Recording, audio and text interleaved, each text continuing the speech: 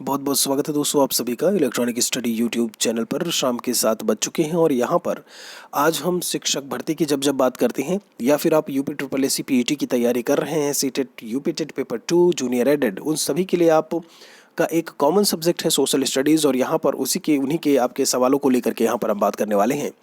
अनुरोध है आप सभी से कि वीडियो को आप लोग औरों तक भी ज़रूर शेयर कर दें जिससे कि वो भी क्लास में जुड़ जाए। और यहाँ पर हम चलेंगे सबसे पहले सवाल की तरफ। इन्होंने कहा है कि भिलाई इस्पात कारखाना कहाँ पे है। इस्पात मतलब स्टील होता है। स्टील जो फैक्ट्री है भिलाई नाम से, ये कहाँ पे मिलेगी।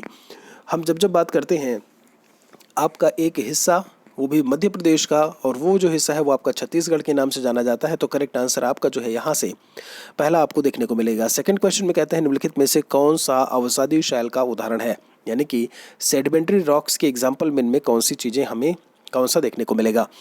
मैं आपको बता दूं जब हम बात करते हैं आपके शैल के प्रकार को लेकर के, यानी कि टाइप्स ऑफ रॉक्स, 3 प्रकार की आपके शैल होती हैं।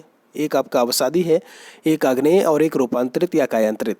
इंग्लिश में सेडिमेंट्री रॉक्स बोलते हैं, इग्नियस रॉक्स और मेटामॉर्फिक रॉक्स। यहाँ पर अवसादी शैल के उदाहरण को लेकर के जब हम बात करेंगे तो हमें यहाँ पर शैल करके ही कह देते हैं उसे। स्लेट, संगमरमर, ग्रेनाइट या आपके अदर्स में चले जाएंगे, शैल ही करके आप उन्हें यहाँ पर कह देते हो या बता देते हो। पुच्छल तारे की पूंछ की दिशा सदैव किधर की तरफ होती है, तो वो आपके सूर्य की तरफ होती है, सूर्य से दूर होती है, उत्तर पूर्व की ओर होती है या दक्षिण पूर्व की ओर होती है। ये सवाल आपसे इन्होंने पूछा है। मैं आपको बता दूं सूर्य से दूर जो है वो पुच्छल तारा पृथ्वी की तरफ बढ़ रहा होता है, तो यहाँ पर जो उसकी पूंछ देखने को मिलेगी वो सूर्य से दूर देखने को मिलेगी। एक और सवाल है यहाँ पर 34 में क्या कहते हैं। बहुत बहुत वेलकम है आप सभी का जो भी क्लास में जुड़ रहे हैं।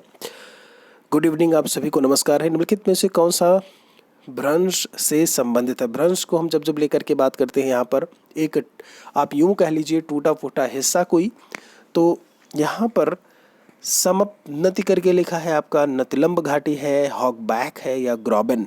कौन सा भ्रंश से रिलेट करेगा। मैं आपको बता दूं ग्रॉबेन नाम के जो आकृति होती है ये आपके भ्रंश या टूट फूट, किसी शैलों में टूट फूट की बात करते हो या दरार की बात करो, उनसे आपका जो है वो रिलेट करता है। 35 में कहते हैं निम्नलिखित में से कौन सा उष्णकटिबंधीय मरुस्थल नहीं है। ट्रॉपिकल डेजर्ट में इनमें से कौन सा हमें देखने को नहीं मिलेगा। अटाकामा, अरबिया, गोबी या फिर कालाहारी का नाम लिखा है। 35 में जब हम बात करते हैं तो एक आपका शीतोष्णकटिबंधीय मरुस्थल में शामिल होता है गोबी, ना कि उष्णकटिबंधीय। तो करेक्ट आंसर 35 का सी आएगा। तापक्रम विलोमता का मतलब क्या है। आपसे लिखते हैं तापक्रम विलोमता, बढ़ती ऊंचाई के साथ घटता तापमान, बढ़ती ऊंचाई के साथ बढ़ता तापमान है, बढ़ती ऊंचाई के साथ स्थिर तापक्रम है यानी कि कांस्टेंट टेम्परेचर, या फिर जैसे जैसे हाइट बढ़ती है एक आपका वेरिएबल जो आपका तापक्रम है टेम्परेचर वो देखने को मिलता है। जब हम बात करते हैं तापक्रम विलोमता, मतलब यहाँ पर हम ऊंचाई को हम ऊंचाई जो है, जो हाइट है वो बढ़ती चली जा रही होती है वहाँ पे, और जो तापक्रम है वो भी हमें वहाँ पर बढ़ता हुआ देखने को मिले। विलोमता से आप इस ओर मत चले जाइएगा कि ऊंचाई बढ़ रही है तापक्रम घट रहा है, ठीक है। इन चीज़ों को थोड़ा सा ध्यान रखिएगा। आगे चलते हैं। इसमें आपका लिखा हुआ निम्नलिखित जलाशयों में से कौन सा रिहंद परियोजना से संबंधित है। मतलब रिहंद परियोजना, रिहंद प्रोजेक्ट जो है वो किस पर आपका बना हुआ है। तो 37 का बिल्कुल सही है कि गोविंद वल्लभ पंत सागर बांध पर आपको ये चीज़ें जो है या फिर जलाशय से आपका रिलेट करेगा। एक और क्वेश्चन की तरफ चलते हैं। शिपकीला दर्रा, इसे हम शिपकीला ला पर्वतीय दर्रा जो है वो आपको कहाँ पर देखने को मिलेगा। जम्मू कश्मीर, उत्तराखंड, सिक्किम, हिमाचल प्रदेश। 38 की हम जब बात करते हैं यहाँ पर, तो हिमाचल प्रदेश में आपको शिपकीला जो है दर्रा देखने को मिलेगा। हिमाचल प्रदेश की बात जब की जाती है, नॉर्थ ईस्ट में आप देखोगे सबसे ऊपर आपको हिमाचल प्रदेश जो है वो नजर आएगा ऐसे में। आगे चलते हैं। यहाँ पर सामाजिक अध्ययन के अध्यापक को विषय वस्तु के साथ साथ ज्ञान होना चाहिए। किस चीज़ का ज्ञान होना चाहिए। 39 इस क्वेश्चन की हम जब बात करते हैं शिक्षण के उद्देश्य का, शिक्षण विधियों का पता होना चाहिए, शिक्षण तकनीकी का, या फिर इनमें से कोई नहीं। तो मैं आपको बताना चाहूँगा यहाँ पर कि भाई विषय वस्तु तो आप जानता ही है, वो उसको पता है कि विषय वस्तु क्या है, लेकिन एग्जैक्टली टीचिंग मेथड्स, क्योंकि आपको अलग अलग विद्यार्थी जो है क्लास में देखने को मिलेंगे, वहाँ पर आपको व्यक्तिगत विभिन्नता देखने को मिलती है। तो आप टीचिंग मेथड कौन सा अप्लाई करते हो, ऐसे में सबसे बेस्ट जो होगा वो हमारा 39 का बी देखने को मिलेगा। 40 में कहते हैं भूगोल शिक्षण हेतु सर्वाधिक उपयोगी सामग्री या सहायक सामग्री इनमें से कौन सी है। अगर आप भूगोल पढ़ने जा रहे हैं तो कैलेंडर है आपका, ये कहते हैं। इन्होंने कहा मानचित्र बोला, फ्लैश कार्ड बोला है या फिर बैरोमीटर। बिल्कुल सही है। भूगोल में आप जानते हो मैपिंग का सबसे ज़्यादा हम यूज़ कर रहे होते हैं। समझ रहे हैं आप? मैप के माध्यम से पॉलिटिकल आपका, इकोनॉमिक मैप आपका, फिजिकल मैप, और उसके माध्यम से चीज़ें आप बहुत अच्छे से एक्सप्लेन कर सकते हो, बता सकते हो। भारतीय संविधान का कौन सा भाग मौलिक अधिकारों से रिलेट करता है? मौलिक अधिकारों के बारे में अनुच्छेद संख्या 12 से लेकर के 35 तक में बात की गई है। कुल मौलिक अधिकारों की संख्या जो है वो आपकी 6 है, और ये भारतीय संविधान के भाग 3 से रिलेट करता है। कहाँ पर? पार्ट 3 में आपको जो है ये चीज़ें देखने को मिलेंगी। एक और सवाल की तरफ चलते हैं। उम्मीद करते हैं कि सवाल आप अच्छे से समझ रहे होंगे। फटाफट उत्तर देते जाइए बस, और वेलकम है जो क्लास में जुड़ रहे हैं। पंचायती राज को सुदृढ़ करने हेतु भारतीय संविधान में निम्नलिखित में से कौन सा संशोधन किया गया था? पंचायती राज व्यवस्था तो 42nd है आपका, 44th, 73rd या फिर 86th। तो 42वें संविधान संशोधन जो कि 1976 में आया था, इसे हम लोग मिनी कॉन्स्टिट्यूशन ऑफ इंडिया के नाम से जानते हैं। 44वां संविधान संशोधन 1978 में आया था आपका। मैं आपको बताना चाहूँगा 73वां संविधान संशोधन जो यहाँ पर लिखा हुआ है, इससे ग्राम पंचायत के बारे में जो है प्रावधान किया गया है। अनुसूची संख्या 11 जोड़ी गई जब हम बात करते हैं, और यहाँ पर ये आपका 1992 में आया था। 73वां संविधान संशोधन 24 अप्रैल 1993 को लागू हुआ था, और यही कारण है कि प्रत्येक साल 24 अप्रैल को हम पंचायती राज दिवस के रूप में मनाते हैं। तो करेक्ट आंसर यहाँ से सी आएगा। इंटरनेशनल कोर्ट का हेडक्वार्टर कहाँ पे है? अंतर्राष्ट्रीय मुख्यालय कहाँ पे है आपका? अंतर्राष्ट्रीय न्यायालय का मुख्यालय कहाँ पे है? तो न्यूयॉर्क है, लंदन है, हेग है और पेरिस करके लिखा हुआ है। तो ये आपको मिलेगा दी हेग में, और ये जगह जो है वो नीदरलैंड में पड़ती है। ठीक है, तो 43 का जो आंसर होगा वो सी आएगा। 44 में कहते हैं जनसंख्या नियंत्रण व परिवार नियोजन विषय भारतीय संविधान के अंतर्गत किस सूची में शामिल है? आखिर इसके बारे में कहाँ पर बात की गई है? तो राज्य सूची, स्टेट लिस्ट, यूनियन लिस्ट बोला है, कंकरेंट लिस्ट बोला है, या विशिष्ट विषय, कोई स्पेशल सब्जेक्ट के तहत बोला गया है इन्हें। हम जब बात करते हैं तो जनसंख्या नियंत्रण और परिवार नियोजन जो सब्जेक्ट है वो स्टेट का भी सब्जेक्ट है आपका, और सेंट्रल का भी, यूनियन का भी है। तो वो दोनों ही चीज़ें जिसमें होंगी वो आपका कंकरेंट लिस्ट में आएगा, समवर्ती सूची में आएगा। सवाल 45 में कहते हैं निम्नलिखित में से कौन सा नीति निदेशक सिद्धांत विदेश नीति से संबंधित है? 48 है, 49 आपका, 50 और 51 आपका लिखा हुआ है। जब हम 45 नंबर सवाल को लेकर के बात करते हैं तो अंतर्राष्ट्रीय संबंधों के बारे में बात की गई है। देखो 50 क्या कहता है आपका? कार्यपालिका न्यायपालिका से पृथक्करण करके, और दूसरा जब हम 51 की बात करते हैं तो अंतर्राष्ट्रीय संबंधों के बारे में बात करता है ये, और ऊपर यही बोला है कि विदेश नीति से इनमें से कौन सा रिलेट करता है? तो बिल्कुल करेक्ट है आपका कि ऑप्शन नंबर डी यहाँ से करेक्ट होगा। ये है आपका कम्युनिटी डेवलपमेंट प्रोग्राम कब शुरू किया गया था? 52 में, 55 में, 57 में या 1960 में? कम्युनिटी डेवलपमेंट प्रोग्राम, सामुदायिक विकास केंद्र कार्यक्रम की हम जब बात करते हैं 46, जी हाँ, 1952 में जो है इसकी शुरुआत हुई थी। करेक्ट आंसर ए आएगा। ये ऐसे सवाल हैं आपके जो रेपिटेटिव मैनर में हर एक पेपर की आप बात करो सभी में पूछे जाते हैं। जो UPSSC PET की तैयारी कर रहे हैं, आपके सिलेबस में सारी चीज़ें दी हुई हैं। शिक्षक भर्ती के सिलेबस में तो पूरा है ही है आपका। आगे चलते हैं। इसमें भारत में उच्चतम न्यायालय ने भारतीय संविधान के बुनियादी ढांचे का सिद्धांत जो है वो किसने दिया? बुनियादी ढांचे का सिद्धांत किसके द्वारा बताया गया? तो आपको मैं बता दूं, यहाँ पर शंकरी प्रसाद मामला है, सज्जन सिंह है, गोलकनाथ केसेस थे अलग अलग आपके, जो कि फंडामेंटल माफ़ी चाहेंगे, जो कि आपके प्रियम्बल से रिलेट करते हैं। समझ रहे हो? जिन्हें हम लोग प्रस्तावना, जिन्हें हम लोग आमुख करके बोल देते हैं। तो बुनियादी ढांचों को लेकर के जब बात की जाए तो केशवानंद भारती का जो मामला था वो जो है बुनियादी ढांचे के बारे में डेफिनेशन देता है, बताता है। 48 में कहते हैं भारतीय संविधान के किस अनुच्छेद के तहत राज्यपाल एक विधेयक को राष्ट्रपति की स्वीकृति के लिए सुरक्षित रखने की शक्ति रखता है? आपसे उस अनुच्छेद का नाम पूछ लिया है 48 में। 52 बोला है आपका, 108 कहा है यहाँ पे आपका, 200 बोला है या 213 करके बोला है। आपको हम बताना चाहेंगे राज्यपाल जो है विधेयक मतलब बिल होता है को राष्ट्रपति की स्वीकृति के लिए सुरक्षित रखने की जो शक्ति है वो उसे जो है 200 से प्राप्त होती है।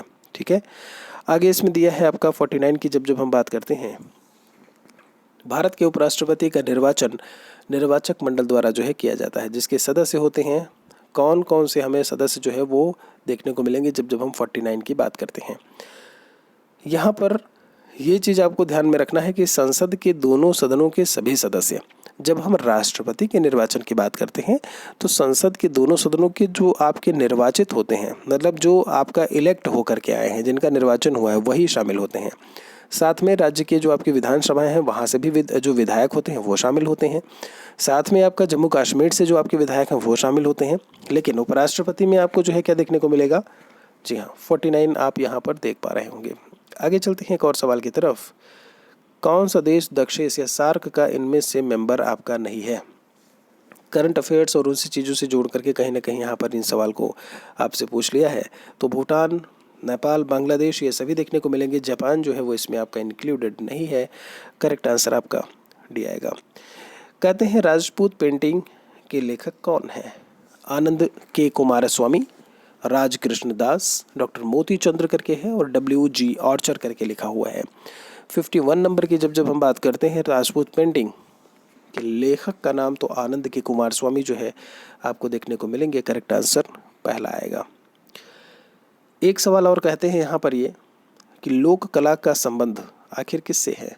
लोक कला क्षेत्रीय कला से है, चित्रकला है, आधुनिक कला या प्रागैतिहासिक कला? लोक मतलब होता है जनता, जनता के बीच में जो आर्ट या कला जो फेमस होती है उसे लोक कला के नाम से हम जानते हैं।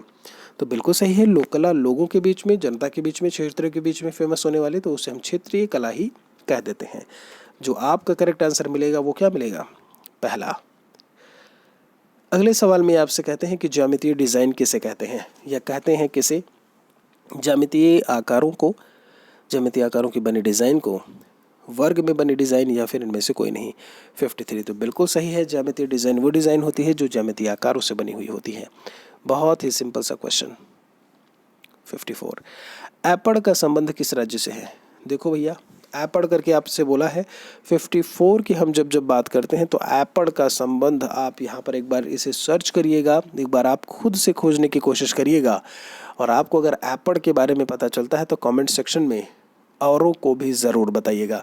फिलहाल के लिए आपका UK उत्तराखंड से रिलेट करेगा। इन्होंने कहा हिंदुस्तानी संगीत में श्रुतियों की कुल कितनी संख्या मानी गई है? हिंदुस्तानी संगीत को लेकर के हम जब बात करते हैं तो उनकी संख्या जो है वो 22 मानी गई है। करेक्ट आंसर आपका यहाँ से पहला देखने को मिलेगा। एक और सवाल है आपका, कहते हैं हिंदुस्तानी संगीत में शुद्ध और विकृत कुल मिलाकर कितने स्वर होते हैं? स्वरों की बात कर दी यहाँ पे, तो स्वर जो है वो आपको 12 देखने को मिलेंगे। बाकी चीज़ें जो है वो आपकी लिखी हुई हैं यहाँ पर कि 22। श्रुतियों की कुल संख्या जो है वो 22 मानी गई है। कहते हैं 4 ताल का प्रयोग किस गायिका के द्वारा किया जाता है? देखिए हर एक तरीके के क्वेश्चंस को इन्होंने इसमें शामिल किया हुआ है। धमार है, तराना, ध्रुपद करके है, या ख्याल करके होता है। ये सब आपके किस गायकी को लेकर के बात करते हैं जो गायक द्वारा गाई जाती है। 57 को लेकर के जब हम बात करते हैं यहाँ पर, तो ध्रुपद से आपका रिलेट करेगा 4 ताल। करेक्ट आंसर सी आएगा।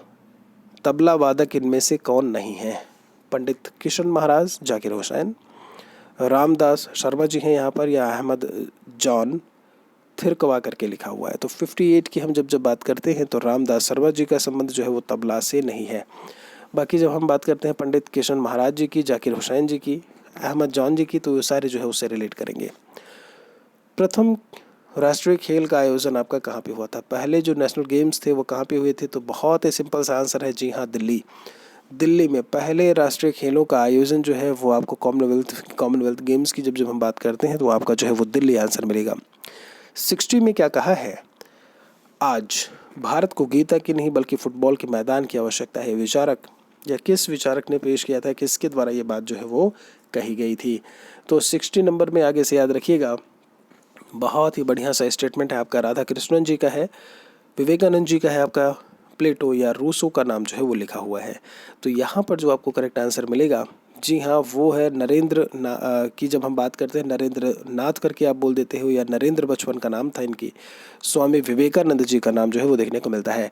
1893 में इन्होंने ही जो है, जब हम विश्व धर्म सभा को लेकर के बात करते हैं शिकागो में, 1893 में इनके द्वारा जो है एक बहुत ही कहते हैं कि एक रोचक सत्तापूर्व या पूर्ण जो है भाषण जो है वो दिया गया था। तो विवेकानंद जी का ही जो है स्टेटमेंट यहाँ पर देखने को मिलता है आपका, जब हम बात करते हैं 60 नंबर क्वेश्चन को लेकर के।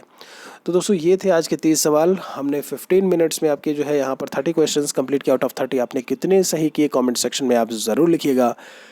कुछ भी कोई सवाल है आपका, कोई मेरे लिए सुझाव है, तो भी आप कमेंट सेक्शन में ज़रूर लिखें। हम आपसे मिलते हैं एक और वीडियो में जल्दी ही। शुक्रिया आप सभी का तब तक के लिए।